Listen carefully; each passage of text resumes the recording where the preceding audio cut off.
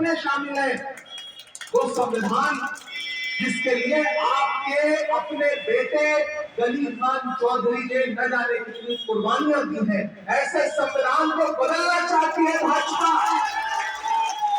और मालदा में सीधे सीधे जो लड़ाई है वो भाजपा और कांग्रेस की है।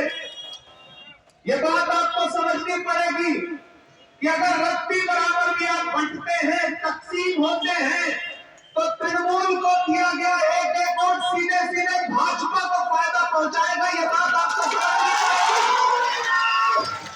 ये बात मैं आपसे कहने आया हूं। यहाँ हमारे लेफ्ट के साथी खड़े हैं, कांग्रेस पार्टी के जो भी साथी खड़े हैं, और बहुत से ऐसे भी साथी खड़े हैं जो शायद अभी तक मन न बना पाए होंगे किसको वोट देना है। मैं जानता हूं ये इनायतपुर है और गनी खान साहब से आपका रिश्ता बहुत जज्बाती रहा है। नए कमरों में अब चीजें पुरानी कौन रखता है, परिंदों के लिए शहरों में पानी कौन रखता है, और वो तो हम हैं जो बचाई है विरासत, वरना सलीके से बुजुर्गों की निशानी कौन रखता है। आप लोगों ने अपने लिए लड़ने वाले उस नेता की यादों को संजो करके रखा है। इस मालदा का पूरी दुनिया में कहीं भी अगर कोई जिक्र आता है, मैं दिल्ली रहता हूँ, अगर दिल्ली में मालदा के बारे में चर्चा होती है तो मालदा का नाम आते ही जो पहला नाम आता है वो गनी खान चौधरी साहब का है। ये इलेक्शन उनकी विरासत को सहेजने का इलेक्शन है। इसलिए मैं आपसे अपील करने आया हूँ कि ईशा साहब आपके अपने हैं, नौजवान हैं, पढ़े लिखे हैं, लड़ने वाले हैं। राहुल गांधी के सिपाही बनकर के देश की पार्लियामेंट में आपके मुद्दों पर लड़ेंगे, ये मैं आपसे वादा करता हूँ।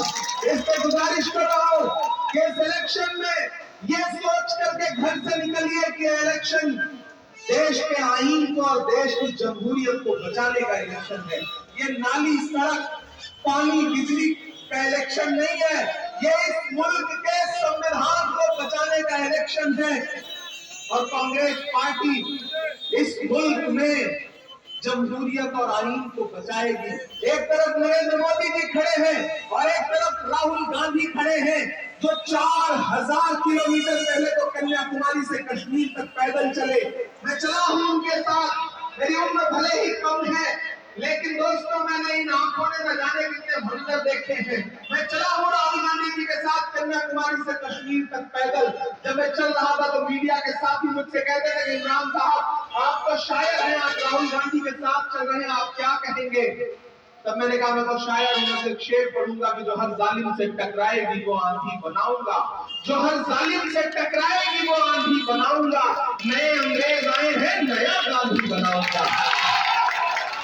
जो नया गांधी इस मुल्क में लड़ रहा है जमहूरियत को बचाने के लिए, आईन को बचाने के लिए, कॉन्स्टिट्यूशन को बचाने के लिए, तो मैं आपसे गुजारिश करूंगा कि आने वाले दिनों में जब आप ईवीएम की कतारों में खड़े होंगे, बूथ पर जाएंगे, तो ईशा खान साहब को दिया गया आपका एक एक वोट सिर्फ इनको नहीं मिलेगा, मोहब्बत के उस मसीहा को मिलेगा जिसका नाम राहुल गांधी है। आपका दिया गया एक एक वोट सोनिया गांधी जी को मिलेगा, आपका दिया गया एक एक वोट प्रियंका गांधी जी को मिलेगा, आपका दिया गया एक एक वोट डॉक्टर बाबा साहब अम्बेडकर के सच्चे वारिस मल्लिकार्जुन खड़गे जी को मिलेगा, आपका दिया गया एक एक वोट इमरान प्रताप गनी के ऊपर आपका पर्सनल एहसान होगा।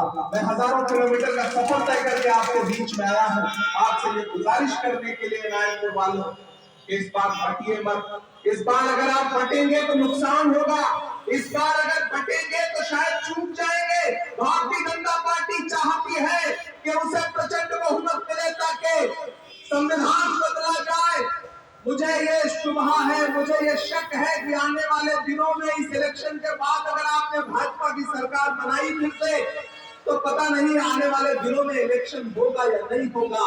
अभी नहीं तो कभी नहीं, ये बात याद रखना है आपको। ईशा खान साहब आपके अपने हैं, मैंने कहा ना, ये आपकी विरासत को आगे लेकर के बढ़ेंगे। मैंने सुना है यहाँ दीदी लगातार चक्कर लगा रही है, भतीजे साहब भी लगातार चक्कर लगा रहे हैं, और मैंने सुना वो कह रहे हैं कि अरे तो वोट काट रहे हैं।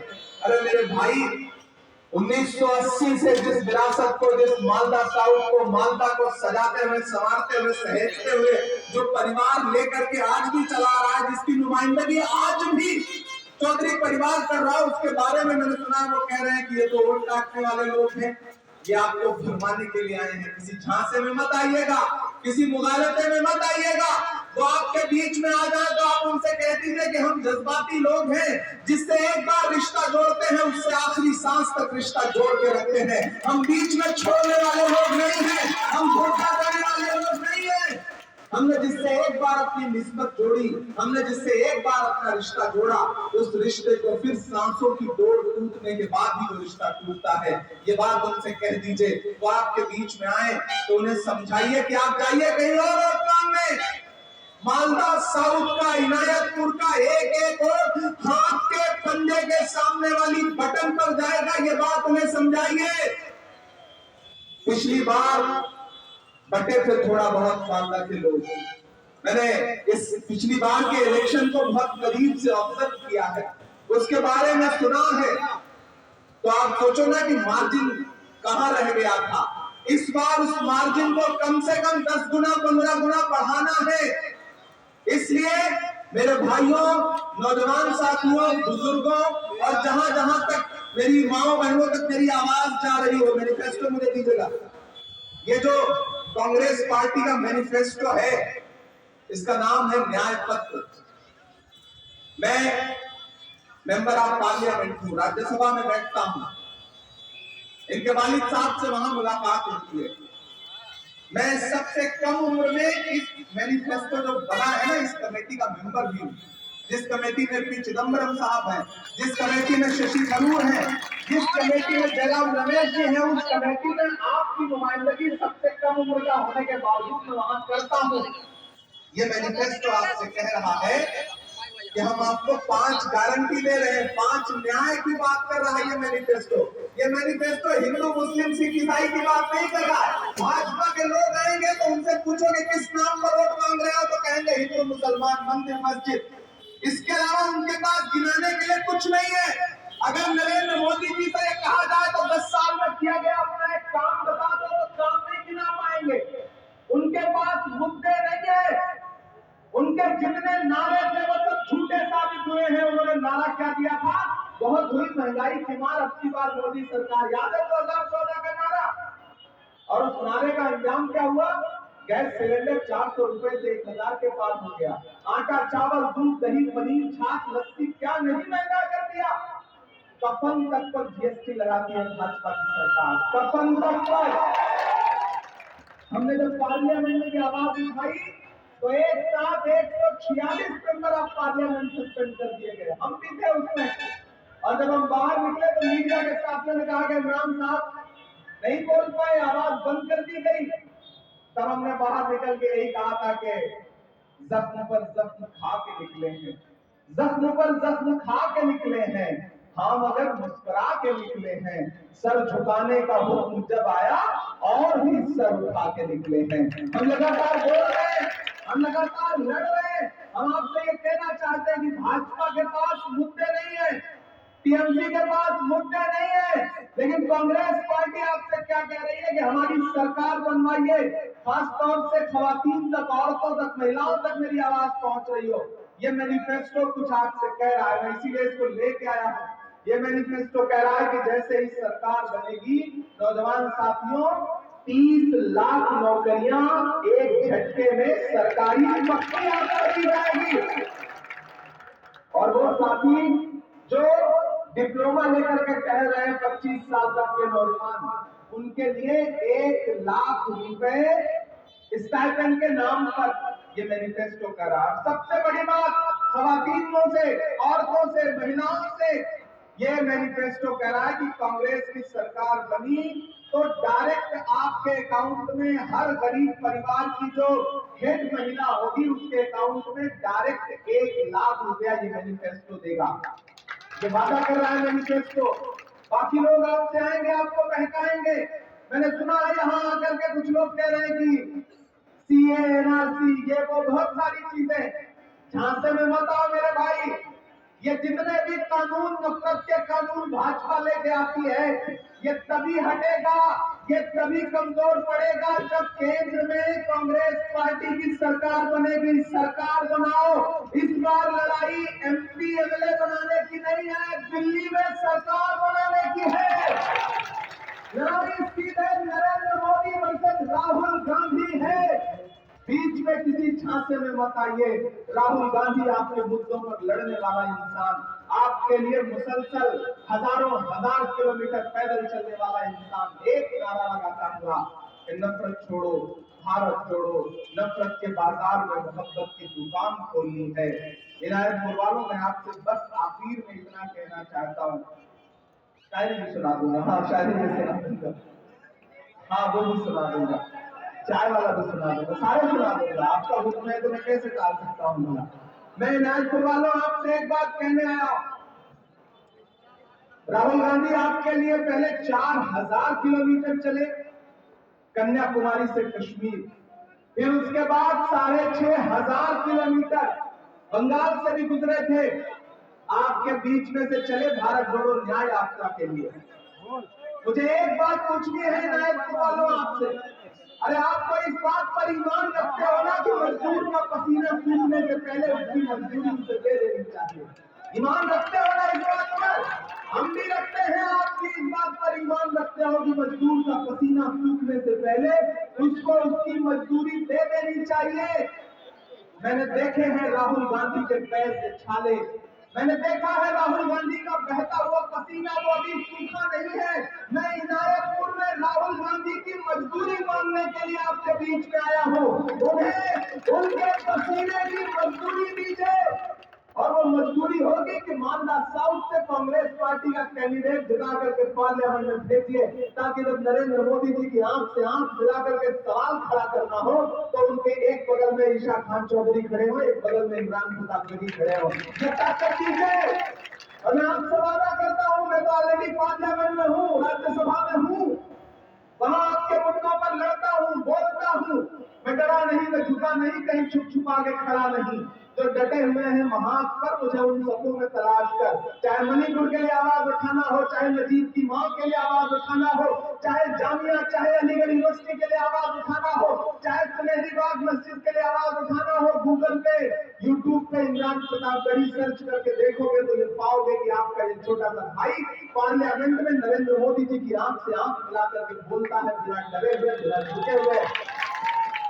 तो मैं आपसे ये कह रहा हूं, ईशा खान साहब को जिता करके भेजिए।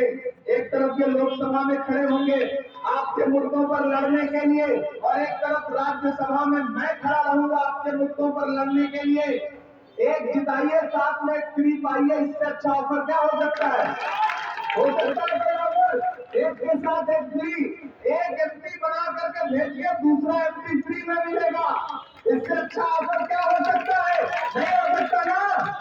तो मुझे पूरा यकीन है कि इस बार जब आप घरों से बाहर निकलिएगा तो बस एक चीज जहन में रहे, ये लड़ाई बहुत बड़ी है, हमें कुछ नहीं देखना है, हमें बस एक चीज ध्यान में रखनी है कि राहुल गांधी जो संघर्ष कर रहे हैं, जो फासिज्म के खिलाफ लड़ाई लड़ रहे हैं, जो भाजपा की नफरत वाली राजनीति के खिलाफ लड़ाई लड़ रहे हैं, उस लड़ाई में हमें एक एक वोट राहुल गांधी के लिए कुर्बान करना है, कांग्रेस पार्टी को देना है, आगे जाना है। ज्यादा गुफ्तगू नहीं करूंगा क्योंकि कई जगहों पे आगे बातचीत करनी है, फिर जनसभा के लिए भी पहुंचना है। एक आखिरी बात कह रहा हूं दोस्तों, मैं कांग्रेस पार्टी का स्टार कैंपेनर हूं पूरे देश में। मैं केरल से लेकर के, महाराष्ट्र से लेकर, उत्तराखंड से लेकर, जम्मू कश्मीर से लेकर के पूरे मुल्क में कैंपेन कर रहा हूं। कल दादरा नगर हवेली में रहूंगा, यहां से निकलूंगा, तो परसों गुजरात में रहूंगा। एक बात जान लीजिए, मीडिया कुछ भी दिखाए, नरेंद्र मोदी जी अपने भाषणों में कुछ भी बोले, लेकिन सच्चाई यही है कि भारतीय जनता पार्टी की सरकार दिल्ली से जा रही है, जा रही है, जा रही है। कोई ताकत नहीं रोक सकती। पूरे भारत का माहौल यही है कि साउथ इंडिया में भाजपा साफ और नॉर्थ इंडिया में भाजपा हाफ। नरेंद्र मोदी भले कह रहे हो कि हमें इतनी सीटें आ रही हैं, बिल्कुल उसी तरह वाला जुमला है जैसे 15 लाख का जुमला था, वैसे उतनी सीट आने वाला जुमला भी जुमला ही है। और जब से 2 फेज का इलेक्शन हुआ है तब से तो उन्होंने वो नमक गिनाना भी बंद कर दिया। अब कह रहे हैं कि नहीं नहीं ये लोग आएंगे तो देश कैसे आएगा। ये उनकी खपकाहट है, ये उनकी बौखलाहट है। 2 फेज के इलेक्शन में भाजपा बौखला गई है, और यहाँ पर मालदा साउथ में सीधे लड़ाई भाजपा वर्सेस कांग्रेस है। झांसे में मत आइएगा, एक भी वोट अगर इधर उधर बांटा, आपने तकसीम किया आपने, तो फायदा सीधे भाजपा को मिलेगा। और मुझे पूरा यकीन है आप भाजपा को फायदा देने की कोई भी कोशिश नाकाम करेंगे, ये मुझे पूरा यकीन है। ये इनायतपुर है, अब तक आपने अपने तमाम बुजुर्गों पे इनायत की है, इस बार ईशा भाई पे इनायत कर दी है। मैं भी दामन फैलाने के लिए आया हूँ, मुझ पर भी इनायत करिए। आपकी इनायत होगी तो इन्हें दिल्ली जाने से कोई रोक नहीं पाएगा। मैं वो नज़्म सुना देता हूँ जिसके लिए आपका हुक्म है। जब मैं पॉलिटिक्स में नहीं था तो शायरी करता था, तब भी हुकूमत की आंख से आंख मिला करके सवाल पूछता था। आपको 2014 का प्रधानमंत्री जी का वो नारा याद है कि भाइयों बहनों, मुझे देश के खजाने की चाबी सौंप दो, मैं देश नहीं लूटने दूंगा, चौकीदार बन के रहूंगा, ये नारा याद है। फिर उस नारे की सच्चाई पूरा देश देख रहा है। मैंने शायरी में उनसे सवाल किया है कि कहां सोया है चौकीदार, कहां सोया है चौकीदार। इतनी कमजोर तालियों से सुनेंगे तो काम नहीं चलेगा। मुझे लगना चाहिए कि मैं जिंदा लोगों के बीच में खड़ा हूं। इलेक्शन सिर्फ वोट देने का नाम नहीं है, सपोर्ट देने का भी नाम है, याद रखिएगा। कल से इस इलेक्शन को इशाक चौधरी बन के लड़िए। एक एक आदमी को कल से ये महसूस करना है कि ये इलेक्शन मेरा है, मैं लड़ रहा हूं इस इलेक्शन को। ये महसूस करो कि इमरान प्रताप गई हूं मैं, राहुल गांधी हूं मैं, ईशा खान चौधरी हूं मैं। जब आप इस तरह से इस इलेक्शन को लड़ेंगे तो कोई भी ताकत ना तो आपको तकसीम कर पाएगी ना आपको बांट पाएगी। कहां सोया है चौकीदार, कहां सोया है चौकीदार। विजय माल्या नाक के नीचे से हो गया फरार, कहां सोया है चौकीदार, कहां सोया है चौकीदार। कि चाय बेचने वाला पूरा भारत बेच रहा है। बेच रहा है कि नहीं बेच रहा है? बेच रहा है कि नहीं बेच रहा है? मैं बताता हूँ क्या क्या बेच रहा है। कि चाय बेचने वाला पूरा भारत बेच रहा है, इसी काम में हासिल उसे महारत बेच रहा है। ये रेल बिक गई, तेल बिक गया, बिका हवाई अड्डा। रेल बिक गई, तेल बिक गया, बिका हवाई अड्डा। सब कुछ बिकता देख के खुश है अपने जेपी नड्डा। जनता महंगाई की मारी करती हाहाकार, कहां सोया है चौकीदार, कहां सोया है चौकीदार। इनायतपुर वालों, पहली बार आपके बीच में आया और मुझे यकीन है कि मेरे आने को जाया नहीं होने देंगे, आप मुझे मायूस नहीं करेंगे। 4 जून को जब रिजल्ट आएगा ना, तो मैं पता नहीं हिंदुस्तान के किस शहर में रहूं, लेकिन मेरी नजरें मालदा साउथ की सीट पर रहेंगी और इनायतपुर की पोलिंग बूथ पर रहेंगी। और मुझे पूरा यकीन है कि यहाँ का एक एक वोट सीधे कांग्रेस पार्टी को जाएगा, ईशा खान चौधरी जी को जाएगा। आपका दिया गया, इनको दिया गया वोट इमरान प्रताप गरीब को मिलेगा। चाहता हूँ कि एक बार यहाँ मौजूद हमारा एक एक साथी हाथ उठा करके एहसास दिलाए कि हम सारे लोग ईशा भाई के साथ हैं।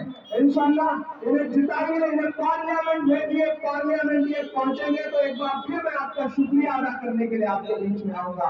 बहुत शुक्रिया, बहुत मोहब्बत है, बहुत अच्छा लगा आपके बीच में आकर के। आपने जो मोहब्बत की है मेरे ऊपर हमेशा कर्ज रहेगा, मेरे ऊपर